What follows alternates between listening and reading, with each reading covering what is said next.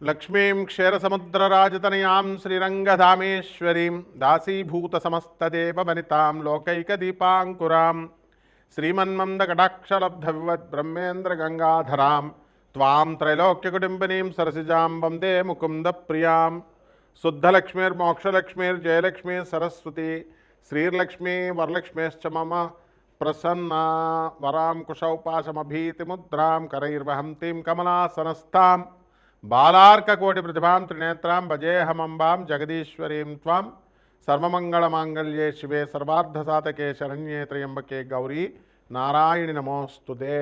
ఓం శ్రీ దుర్గామల్లేశ్వరాభ్యాం నమ. విజయవాడ కనకదుర్గాదేవ్యై నమ. మనకి ఇప్పుడు శుక్రమహాదశ, ప్రతి మనిషి కూడా శుక్రమహాదశ కోసం ఎదురు చూస్తూ ఉంటాడు. శుక్రమహాదశలోనే మనకి అక్రమార్జితమైనటువంటి ధన సంపాదన వస్తుంది అని శాస్త్రం చెప్తోంది. అయితే మనకు శుక్రుడు ఉన్నటువంటి పరిస్థితులను బట్టి ఈ యొక్క శుక్రమహాదశ అనేటటువంటిది అక్రమార్జితమా న్యాయార్జితమైనటువంటి ధనాన్ని ఇస్తుందా అన్నది చెప్పబడుతుందన్నమాట.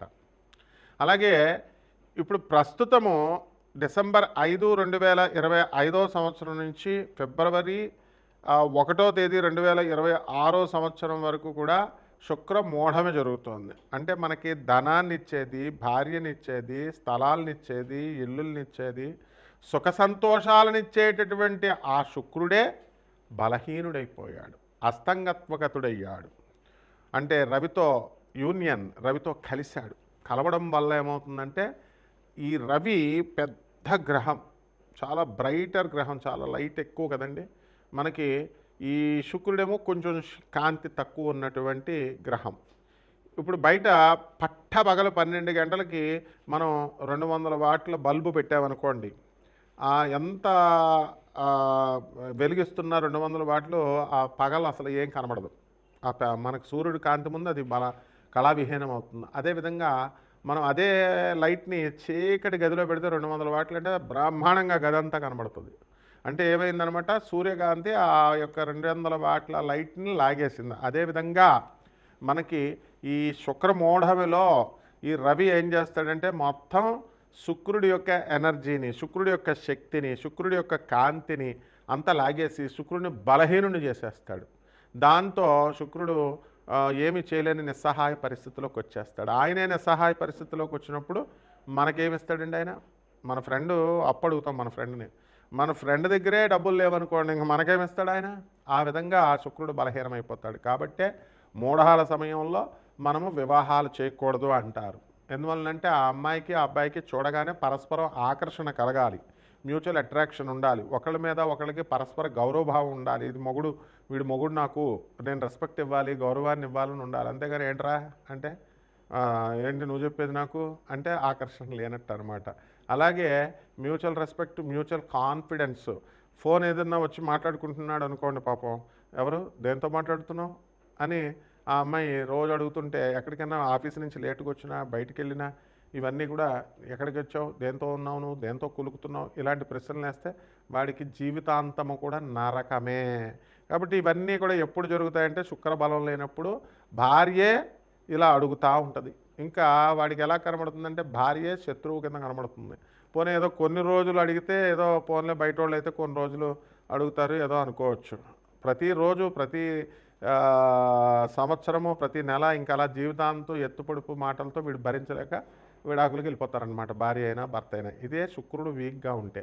కాబట్టే మనం ఏం చేయాలంటే కక్కుర్తి పడకుండా మనము ఈ యొక్క పెళ్ళిళ్ళు చేసేటప్పుడు ఈ శుక్రమూఢంలో మనం పెళ్ళిళ్ళు చేయొచ్చా చేయకూడదా, పెళ్లి చూపులకు వెళ్ళొచ్చా వెళ్ళకూడదా, అసలు జాతకం ఎలా ఉంది, అసలు ఆ పెళ్లి కొడుకు శుక్రగ్రహం ఎలా ఉంది, ఆ యొక్క పెళ్లి కూతురు శుక్రగ్రహం ఎలా ఉంది, ఇవన్నీ కూడా మనం చూసుకోవాలి. ఒక జ్యోతిష పండితుడిని అడగాలి. అది కూడా జ్యోతిష పండితులు మంచి విద్యావంతులై ఉండాలి, గురు పరంపరలో రావాలి. అప్పుడే మనకి కరెక్ట్గా మనకు చెప్పగలుగుతారు. ఇప్పుడు అందువలన ఇప్పుడు యూట్యూబ్లో వచ్చే వాళ్ళంతా కూడా ఎవ్వరు కూడా అంత శాస్త్ర పండితులు లేరు. కాబట్టి ఎట్టి పరిస్థితుల్లో కూడా కమర్షియల్ ప్రతి ఒక్కళ్ళకి తెలిసిందే, మీ అందరికీ కూడా. అందువలన మనకి జ్యోతిషం అడగాలంటేనే భయపడేటటువంటి విధానంలో మన భక్తులందరూ కూడా ప్రేక్షకులందరూ ఉండడం, ప్రజలు ఉండడం జరుగుతోంది. కాబట్టి మనం మరి ఏం చేస్తారు, మీరు కూడా డబ్బులు ఇవ్వరు కదమ్మా. ఊరికనే జ్యోతిషం ఒకటి, తర్వాత ఈ యొక్క సంగీతం ఒకటి, ఇవన్నీ కళలన్నీ ఫ్రీగా చెప్పాలని అనుకుంటారు. అసలు గురువుగారి దగ్గర ఫ్రీగా చెప్పించుకోకూడదు, పంతులు గారి దగ్గర ఫ్రీగా చెప్పించుకోకూడదు అనే విషయం మర్చిపోయారు. కాబట్టి వీటి వల్ల శాస్త్రానికి చెడ్డ పేరు. అందువలన ఇది కూడా శుక్రదోషమే. అంటే గురువు పట్ల నమ్మకం విపరీతంగా ఉండాలి. అందువల్లనే మోడర్న్ సైన్స్ని, నాసా లైవ్ రిపోర్ట్స్ని బట్టి మనం చూసి జాతకాలు చెప్తాము. అలాగే ప్రాచీన జ్యోతిష శాస్త్ర మా గురుదేవుల యొక్క పరంపర నుంచి మధురకృష్ణమూర్తి శాస్త్రి గారు, మా గురువు గారులు అందరూ కూడా, మరి సూర్యశ్రీ సిద్ధాంతి గారు పాలకొల్లు, అలాగే మనకి సుసర్ల దుర్గాప్రసాద్ గారు రాజమండ్రి, ఇలా మంచి గురువులు ఉండేవారు. చల్లా రామగణపతి శాస్త్రి గారు రాజమండ్రి, చల్లా గణపతి శాస్త్రి గారు అన్నదమ్ములు ఇద్దరు కూడా రాజమండ్రి. వీళ్ళంతా కూడా, ఒక సూర్యశ్రీ సిద్ధాంతి గారు మాత్రం పాలకొల్లు. ఇలా రేలంగి గారు, నేమాని గారు, వీళ్ళంతా మహానుభావులు ఉండేవారు. పెద్ద తరం అదంతా వెళ్ళిపోయింది. ఇప్పుడు ఆ పరంపరలో మనకు మోహన్ పబ్లికేషన్స్కి వచ్చి వీళ్ళంతా కూడా పుస్తకాలు కొనడం, వెళ్ళడం, గొల్లపూడికి రాజమండ్రిలో మాకు ఆ యొక్క సాహచర్యం దొరికింది. దానివల్లే లాస్ట్ 10 years మా మధురకృష్ణ శాస్త్రి గారు ఎంత జ్యోతిష దిగ్గజం అంటే, శకుంతలాదేవి కూడా లాస్ట్ 10 years ఆమె ఇండియన్ ఆస్ట్రాలజికల్ సొసైటీకి ప్రెసిడెంట్గా మా మధురకృష్ణ గురువు గారు ఉన్నప్పుడు ఇండియన్ ఆస్ట్రాలజికల్ సొసైటీ ప్రెసిడెంట్గా ఆ శకుంతలాదేవి గారు కూడా వచ్చేవారు. ఆంధ్ర యూనివర్సిటీకి వెళ్తూ రాజమండ్రి ఉమారామలింగ కళ్యాణ మండపంలో మేము జ్యోతిష సదస్సులు నిర్వహించేవాళ్ళం. మరి అలాగే బెంగళూరు వెంకటరామన్ గారు, ఇటువంటి లెజెండ్స్ అనమాట వీళ్ళంతా జ్యోతిష్ శాస్త్రంలో. వాళ్ళు వచ్చి చెప్పేవారు. కాబట్టి మేమంతా చిన్నతనం నుంచి మా గురువుగారి దయ వల్ల వీళ్ళందరికీ కూడా మేము థీసిస్ సబ్మిట్ చేస్తూ సేవలు చేసుకునే మహద్భాగ్యాన్ని మా గురుదేవులైనటువంటి మధురకృష్ణమూర్తి శాస్త్రి గారు మాకు కల్పించారు. కాబట్టి వారి యొక్క మా మధురకృష్ణ శాస్త్రి గారు ఎవరండి, ఆ తరం వాళ్ళు ఎవరు కూడా కమర్షియల్గా ఉండేవారు కాదు. కాబట్టి మనం అదే పరంపరను కొనసాగించాలి. కాబట్టి నాన్ కమర్షియల్ ఆస్పెక్ట్తో మనం జ్యోతిషంలో ఎవరికైతే కావాలనుకుంటున్నారో సందేహాలు, అటువంటి వాళ్ళందరూ కూడా వాళ్ళ యొక్క పూర్తి జాతకాన్ని మన ద్వారా తెలుసుకోవచ్చు. అంటే కంప్లీట్గా వాళ్ళ డేట్ ఆఫ్ బర్త్ అవి ఇవ్వాలి, ఇచ్చి వాట్సాప్ చేయండి. నాకు ఫోన్ చేస్తే మేము బయట ఉంటాము, ఎత్తలేము. సో అమెరికా మన ఆఫీసు. డబ్బుల కోసం ఏం భయపడద్దు, డబ్బులు కాదు. మనకు కావాల్సింది ఏంటంటే జగద్గురువులైనటువంటి స్వామి వివేకానంద, రామకృష్ణ పరమహంస, ప్రభాత్ రంజన్ సర్కార్, ఆనందమూర్తి గారు, రమణ మహర్షి, ఇటువంటి మహర్షుల దగ్గరికి మిమ్మల్ని నేను ఒక పోస్ట్ మ్యాన్ లాగా మిమ్మల్ని డ్రైవ్ చేస్తూ తీసుకెళ్ళడమే మేము జ్యోతిష్యం చెప్పడంలో ఉద్దేశం. కాబట్టి నేను ఒక ప్రొఫెసర్గా మరి ఈ యొక్క ఆనంద మార్గాకి ఆశ్రమానికి 200 దేశాల్లో మా యొక్క బ్రాంచీలు ఉన్నాయి. 300 బ్రాంచీలు ఇండియాలో ఉన్నాయి. అనాథ పిల్లల్ని మేము పోషిస్తాము. అలాగే స్కూల్లో చాలా తక్కువ ఖర్చుతో మేము మా స్వామీజీలందరూ కూడా 10,000 మంది స్వామీజీలు అందరూ కూడా చూసుకోండి. ఆనంద మార్గ ఆశ్రమం అని గూగుల్ చేయండి, యూట్యూబ్లో చూడండి, అన్నీ ఉంటాయి. అంత ఇంటర్నేషనల్ సొసైటీ అది. కాబట్టి మీరంతా కూడా కక్కుర్తి పడద్దు ఈ శుక్రగ్రహం గురించి తెలుసుకోవడానికి. ఆ శుక్రగ్రహం యొక్క ఫలితాల గురించి, మీకు ఇచ్చేటటువంటి ప్రతికూల ఫలితాల, ఇవన్నీ కూడా మనం తెలుసుకుందాం. కాబట్టి మన ఛానల్కి చక్కగా సబ్స్క్రైబ్ చేయండి, లైక్ చేసుకోండి. మరి చక్కగా మీరందరూ కూడా మరి మౌర్య, మరి దత్తు, ఇలాగా మా వేణు, వీళ్ళంతా కూడా ఏదో వాళ్ళ తోచిన రీతిలో మీకు సేవలు చేస్తున్నారు. కాబట్టి ఉపయోగించుకోండి. మిగతా జ్యోతిష్కుల సంగతి నాకు తెలియదు, కానీ మనమైతే నాన్ కమర్షియల్ కాబట్టి జాగ్రత్తగా చూసుకోండి. ఇక శుక్రగ్రహం ఏ విధంగా 12 రాశుల వారికి, ద్వాదశ రాశుల వారికి అందరికీ కూడా ఏ ఏ రాశుల వారికి ఎలా చేస్తుంది అన్నది విడివిడిగా మనం ఒక్కొక్క రాశిని మనం చూసి తెలుసుకుందాం. కన్యారాశి, ఈ కన్యారాశి వారికి అందరికీ కూడా మనకి శుక్రమహాదశ వస్తుంది. కన్యారాశి వారికి అన్నీ బాగున్నాయి, కానీ భార్యాభర్తల మధ్య చిరు కోపాలు, చిరు ప్రేమలు ఇవి ఎక్కువగా ఉన్నాయి. అవి కొంచెం తారాస్థాయిలోకి వెళ్ళిపోయినాయి. కాబట్టి ఎప్పుడూ కూడా ఆదాయాలు ఈ కన్యారాశి వారికి అందరికీ కూడా బాగా పెరిగిపోయినాయండి. మరి ఈ కన్యారాశి వారికి భాగ్యములో ఉన్నటువంటి ఈ యొక్క గురుడు మనకి రాజ్యస్థితికి వచ్చేసాడు. రాజ్యస్థితికి వచ్చేసి మనకి అనేకమైనటువంటి లాభాలను ఇస్తున్నాడు కేంద్ర గురుడు. కాబట్టి సప్తమంలో ఉన్నటువంటి శనిగ్రహం వక్రించి ఉండడం వల్ల భార్యాభర్తల మధ్య కాస్త కొట్లాటలు ఇలాంటివన్నీ కూడా జరుగుతున్నాయి. కాబట్టి మనకి రైతులు వచ్చేసరికి రైతులకి రాహు కుంభరాశిలో ఉన్నాడు, అందువలన వ్యవసాయాలు బ్రహ్మాండంగా చేస్తారు. స్వీట్ షాపుల వ్యాపారాలు బ్రహ్మాండంగా కలిసి వస్తాయి.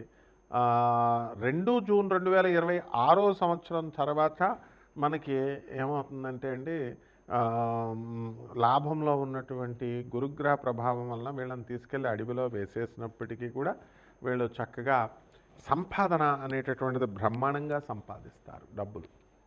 ఎవరైతే ప్రేమ వ్యవహారాల్లో ఉన్నటువంటి వాళ్ళకి మరి వాళ్ళకి సక్సెస్ అవ్వడానికి అవకాశాలు ఉన్నాయి.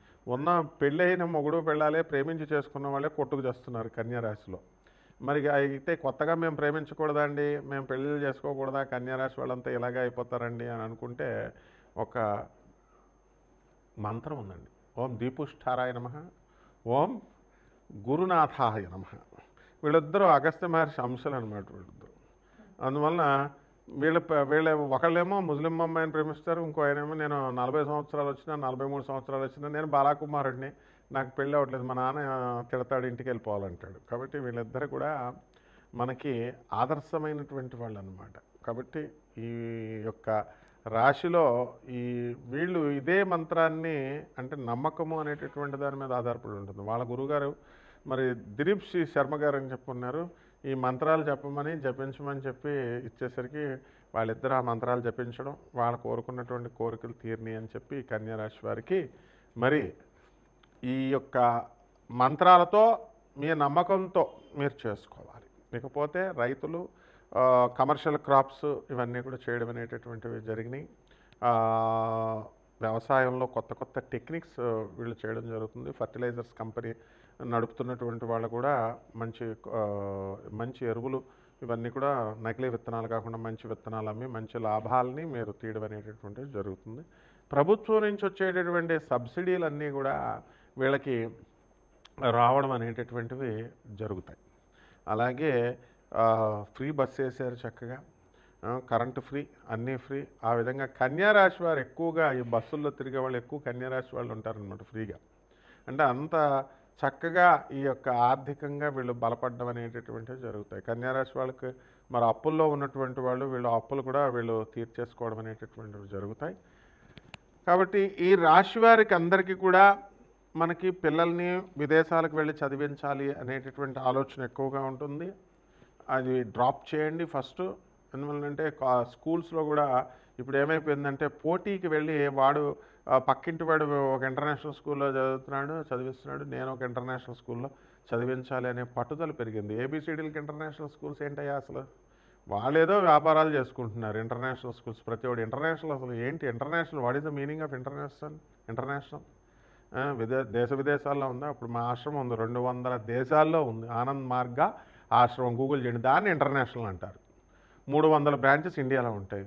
ఇక్కడ ఏదో ఒక బ్రాంచ్ పెడతాడు, బట్టలు కుట్టోడు, బట్టలు అమ్మేవాడు స్కూల్ పెడతాడు, ఇంటర్నేషనల్ స్కూల్. అండ్ వాడు పెట్టే దాంట్లో పేరెంట్స్ చేర్పిస్తూ ఉంటారు. ఇన్ దిస్ వే మీరు ధనాన్ని నష్టాన్ని చేసుకోవద్దు. చదువుకున్నటువంటి వాళ్ళని సంప్రదించాలి. వ్యక్తిగత జాతకంలో ఉద్యోగాలు లేనటువంటి వాళ్ళకి వస్తాయా లేవా ఇవన్నీ కూడా మనం చెప్పడం జరుగుతుంది. ఫారెన్లో అసలే ఉద్యోగాలు చస్తుంటే ఉన్నాయి పీకి పడేసి పొండ్రాన్ని ట్రంప్గాడు కూర్చుంటే మనమేమో బిల్డప్లు ఇస్తున్నాం, ఇంకా కొత్తగా వెళ్ళాలని. కాబట్టి పరిహారాల దగ్గరికి వచ్చేసరికి ఈ కన్యారాశి వారికి మరి వరుణదేవుణ్ణి పూజించాలి. ఎందువల్ల ఎంత బలంగా ఉన్నా గురువుగారు అయినటువంటి దిలీప్ సి శర్మ గారు ఎంత లావుగా ఉన్నా వేసేసరికి చలేసేస్తూ ఉంటుంది, తట్టుకోలేకపోతూ ఉంటారు. కారణం ఏంటి? చలి. వరుణదేవుడి యొక్క అనుగ్రహం కావాలి. కాబట్టి గోవర్ధనగిరి పర్వతాన్ని పూజించండి అని కృష్ణ పరమాత్మ చెప్పాడు. కాబట్టి శ్రీకృష్ణ పరమాత్మ వసుదేవ సుతం దేవం కంసచాణూరమర్ధనం దేవకీ పరమానందం కృష్ణం వందే జగద్గురుమంటూ చక్కగా కృష్ణ పరమాత్మ పూజ చేసుకోండి. తులసిమాత పూజ చేసుకోండి. మగవాళ్ళు తులసిమాత చేయొచ్చా ఇలాంటి పిచ్చి డౌట్లు అడగొద్దు. అందరూ తులసమ్మ తల్లికి చేసుకోవచ్చు. మేడి చెట్టు చుట్టూ ప్రదక్షిణాలు చేయండి. గురుచరిత్ర చదువుకోండి, బ్రహ్మాండంగా ఉంటుంది. శుభమస్తు.